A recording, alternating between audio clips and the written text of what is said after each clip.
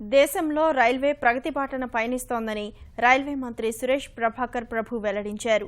కేంద్ర పట్టణాభివృద్ధి శాఖ మంత్రి వెంకయ్య నాయుడుతో కలిసి నెల్లూరులో పర్యటించిన ఆయన అభివృద్ధి కార్యక్రమాలకు శంకుస్థాపన, ప్రారంభోత్సవాలను చేశారు. తిరుపతి రైల్వే స్టేషన్లో హైస్పీడ్ వైఫై సేవలను నెల్లూరు ప్రధాన రైల్వే స్టేషన్ నుంచి రిమోట్ సాయంతో కేంద్ర మంత్రులు ప్రారంభించారు.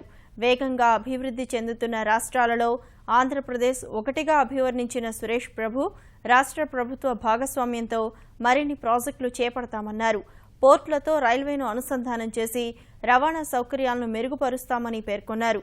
సురేష్ ప్రభు ఆంధ్రప్రదేశ్ నుంచి రాజ్యసభకు ఎంపికవడం హర్షణీయమని కేంద్ర మంత్రి వెంకయ్య నాయుడు కొనియాడారు. రాష్ట్రంలో రైల్వే సమస్యలను సురేష్ ప్రభు సహకారంతో పరిష్కరిస్తామని చెప్పారు. మోదీ ప్రభుత్వం దేశాన్ని డిజిటలైజేషన్ చేసేందుకు కృషి చేస్తోందని, అందులో భాగంగానే రైల్వే స్టేషన్లలో వేగవంతమైన వైఫై సేవలను అందుబాటులోకి తీసుకువస్తామన్నారు.